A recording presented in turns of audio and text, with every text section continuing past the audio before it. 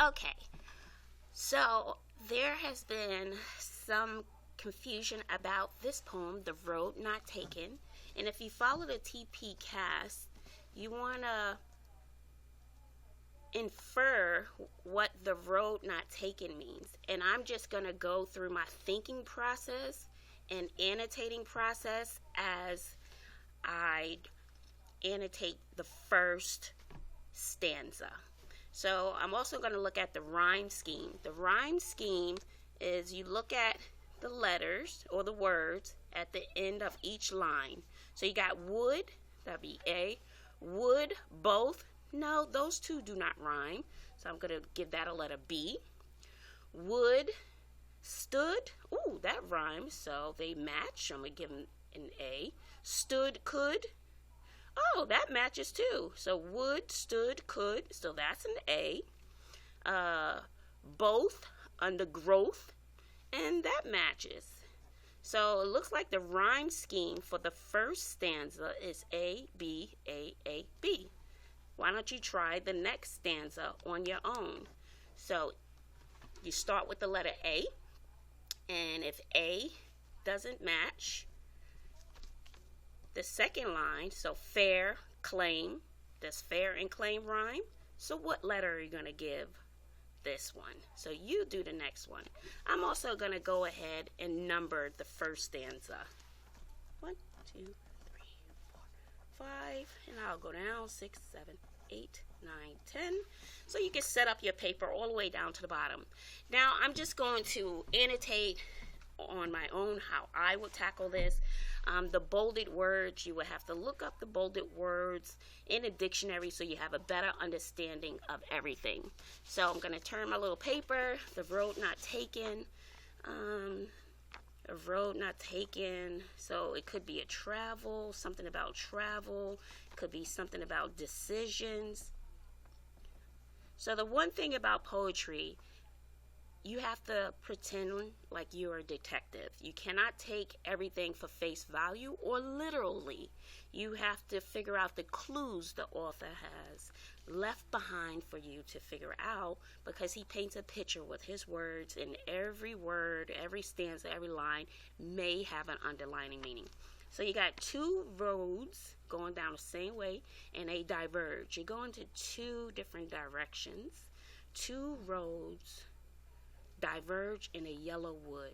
Yellow wood, that could be the setting for yellow. It could be fall. It could be autumn. Two roads.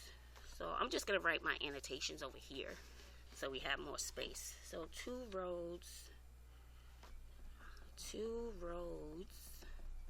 in different directions. And I'm trying to understand. Let me read the next line. And sorry I cannot travel both. He seems disappointed that he has to choose. I wonder why. And be one traveler. Long I stood. So long I stood. So he stood there a long time. Stood there a long time. Long time. Maybe he's thinking and reflecting on his decision of which road to take. Okay. And look down as far as I could. So he looked down. Maybe he's looking. Does it really mean he's looking down? Maybe looking as far, maybe looking towards his future. Maybe the road means decisions. Decisions in life. And he's looking down because he needs to make the right decision. He's looking down as far as he can see. So that can mean he's looking towards the future,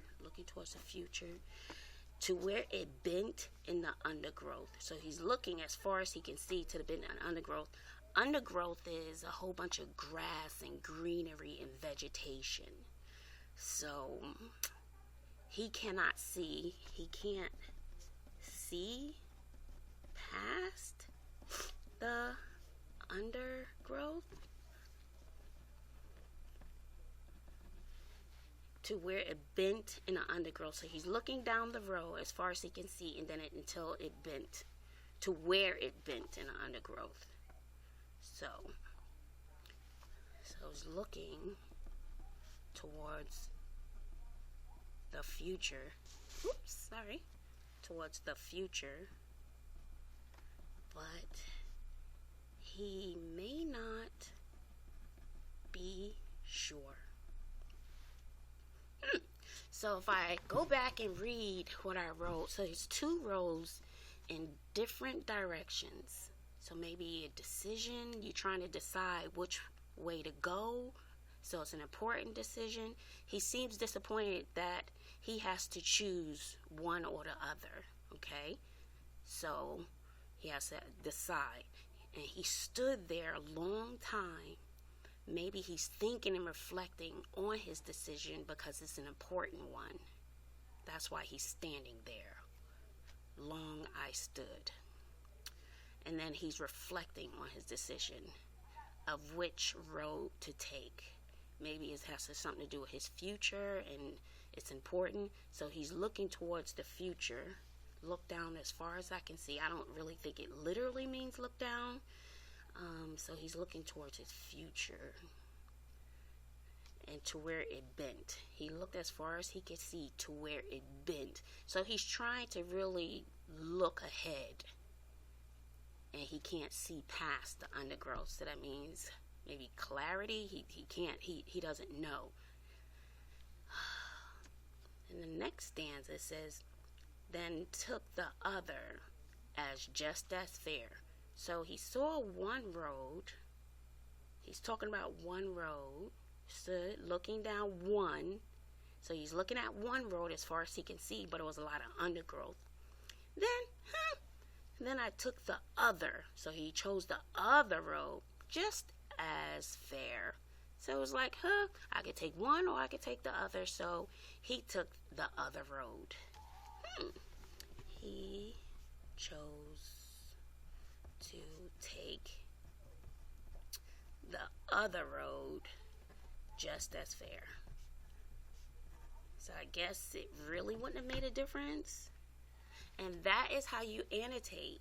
You want to write down and talk to yourself. Have a conversation with the poem. Think about what it means. There's always another layer. You have to lift that layer up and think about what it's a metaphor for. What does it really mean? What is it symbolic of? And that's how you annotate poetry. Take it line by line. And then you go back and you read your notes. So take it line by line. If you don't understand, and where is bolded, maybe it's not like the clothes you wear. Maybe it means it has another connotation. Denotation. Let me write. Denotation is the definition of something. And connotation, sorry, my handwriting, is how you feel, how one feels about a word. So this is the literal definition, and this one is how it makes you feel. And I've done lessons on the difference between denotation, connotation.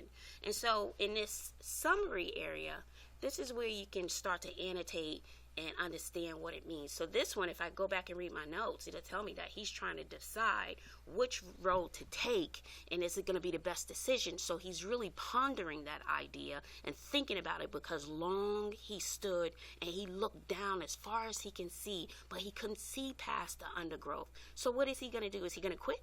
Or is he going to still go for it? Because sometimes in life, you have to make decisions and choices on things you cannot see. but don't let it paralyze you in fear. Go for it.